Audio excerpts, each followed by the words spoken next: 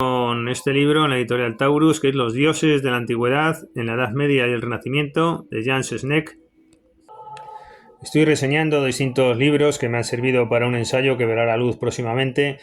Uno de los capítulos es la conexión entre el mito, la religiosidad, lo material, la alquimia, la religiosidad, sobre todo en el contexto de la religión del arte, que es el tema que más me inquieta. Y bueno, y aquí he topado al hilo de estos estudios sobre mitología, porque siempre me ha interesado mucho saber, y esta es un poco la idea de fondo de este libro, qué importancia tienen los mitos y por qué se dio esa abrumadora presencia en el arte de la mitología, ¿no? Y qué contenido, significado puede tener en clave artística, poética, más que en clave religiosa, que ahí está claro que se suplanta por la religión católica, cristiana y se acabó, ¿no? Pero ¿qué significado tienen desde el punto de vista de la religiosidad del arte? Bueno, pues nos vamos a este autor y a esta obra, Los dioses de la antigüedad en la Edad Media y el Renacimiento, y la tesis del libro es que los dioses sobrevivieron durante la Edad Media en sistemas de ideas ya constituidos al final del mundo pagano. De modo que en el Renacimiento no renace lo clásico, porque durante toda la Edad Media los dioses estuvieron muy presentes. Los dioses aportan un mundo rico en sensaciones a través de escenas de seducción o de rapto, de amor o de embriaguez. Quizás esto explica también su éxito artístico, ¿no? Porque es un mundo muy sensorial, ¿no? Que aporta muchos recursos para el arte. Un mundo poblado de ninfas y de sátiros, pero también de héroes, dioses planetarios, alegorías que llenan las bóvedas de los palacios, las cúpulas de las capillas, trascendiendo la mera decoración u ornamento. La cuestión, a juicio de Jan Sneck, es cómo pervive esta tradición en la Edad Media, ya que el origen humano de los dioses deja de ser un arma contra ellos, una razón para despreciarlos. Aquellos protegen a los hombres.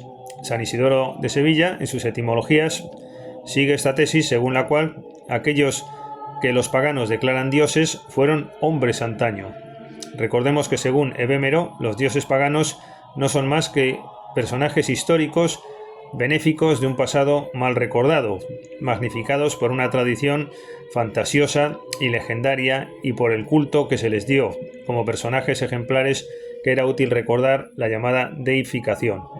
Bueno, en todo caso se conserva su memoria y pasan a ser benefactores de la humanidad, como decíamos, y llega a situarse en paralelo la sabiduría pagana de la sabiduría pagana de la sabiduría bíblica, es decir, que van en paralelo una y otra. Durante la Edad Media se reconoce carácter sobrenatural a estos dioses, según este autor. La Edad Media es consciente de que la base de su cultura es grecolatina. La leyenda de Troya, por ejemplo, alcanza especial fortuna. Son un elemento de prestigio que explica, por ejemplo, que los personajes mitológicos sean los patronos de pueblos o localidades, y es verdad. Se relaciona a Baco con la fabricación del vino, a Hermes con la división del tiempo, al alfabeto con Mercurio, etc. Los pueblos reivindican como antepasados a héroes mitológicos. Los alemanes y los franceses monopolizaban el derecho a proclamarse los verdaderos herederos de Héctor. Pero los bretones y los flamencos y los escandinavos, normandos, italianos y españoles pretendían también prevalerse de este parentesco que constituía el orgullo de unos y la ambición de otros. En definitiva, los dioses se insertan en la historia. La iconografía es un buen ejemplo, así como las tapicerías. En la época homérica comenzó la consideración de los astros como dioses, que sigue en Roma. El cristianismo no se liberó de estos elementos astrológicos, ya que subsisten las apelaciones mitológicas. El propio nacimiento de Cristo, el 25 de diciembre, se fija en la creencia pagana del nacimiento del sol. Autores como Lactancio y San Agustín no ponen en duda la influencia de los astros, aunque creen que la libre voluntad del hombre y la gracia de Dios pueden vencerla. La Iglesia no expulsó a las antiguas divinidades realmente, ya que más bien las degradó, poniéndolas a la altura de los espíritus maléficos y en el plano de lo supersticioso. No hubo un intento claro de erradicar esta presencia de la astrología, es decir, de lo antiguo en la religión cristiana. Se elaboran piedras preciosas, decíamos, y gemas que representan dioses. La presencia de los dioses en ilustraciones es abrumadora. A veces presiden gremios o actos que manifiestan creencias astrológicas durante el Renacimiento. No siempre son frutos de la vulgarización o de una superstición común, ya que a veces el encuentro se produce por obra de un pensador o artista. Por ejemplo, la melancolía de Alberto Durero simboliza la vida contemplativa de los hijos de Saturno, que meditan largamente sobre el secreto de la sabiduría. La Catedral de Santo Domingo, en República Dominicana, también nos presenta incorporados elementos mitológicos.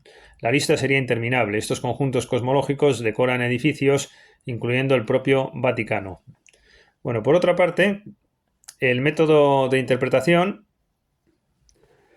que consiste en otorgar a la mitología un sentido edificante, se remonta cuando menos a los estoicos. Está claro que entre los padres de la Iglesia, algunos combatieron estas alegorías o interpretaciones que disfrazaban vergonzosos errores.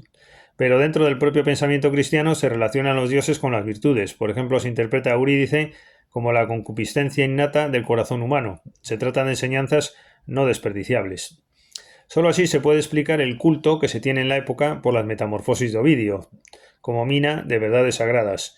Se emplea a Saturno como símbolo de prudencia o a Apolo como la verdad, de forma alegórica. Los mitos paganos sirven de vehículo al pensamiento filosófico del Renacimiento. Diríamos que son formas aptas para explicar las cosas que ocurren. Los dioses en el Renacimiento continúan siendo con mucha frecuencia figuras didácticas, incluso instrumentos para edificación de las almas, rejuveneciendo aspectos de la alegoría mitológica.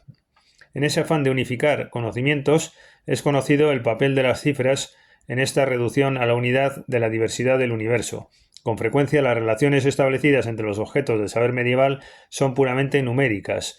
Los 12 profetas y los 12 apóstoles de Roma, las 7 esferas celestes, los 7 dones del Espíritu Santo, los 4 elementos,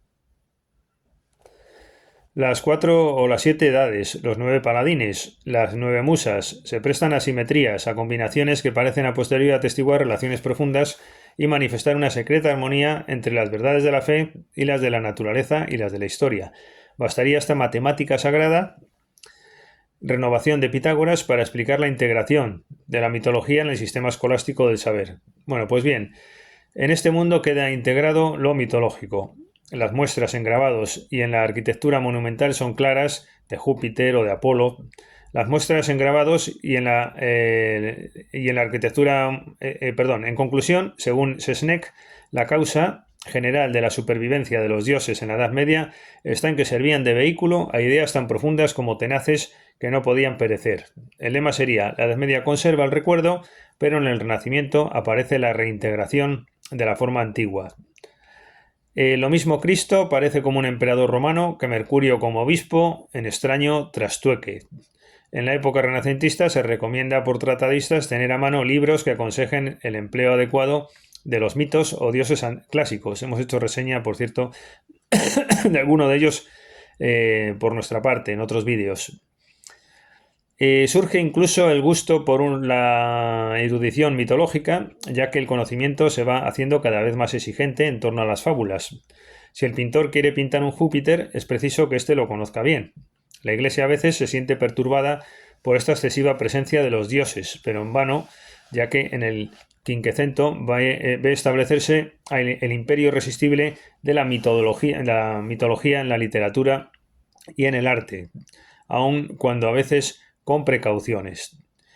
Pero con los propios jesuitas, los emblemas adaptan perfectamente esos principios que son convenientes para imprimir la verdad en el espíritu por medio de los sentidos. Bueno, aquí estoy ya haciendo referencia a que incluso los propios jesuitas, que no son ateos, digo yo, pues también empleaban conscientemente toda esta mitología y la incorporaban a lo religioso. Bueno, esto quizás ya desborda un poquito la temática de hoy y nos quedamos en este libro del cual hemos leído algunos de sus pasajes, informando de cuáles son sus contenidos principales. Hasta la próxima ocasión.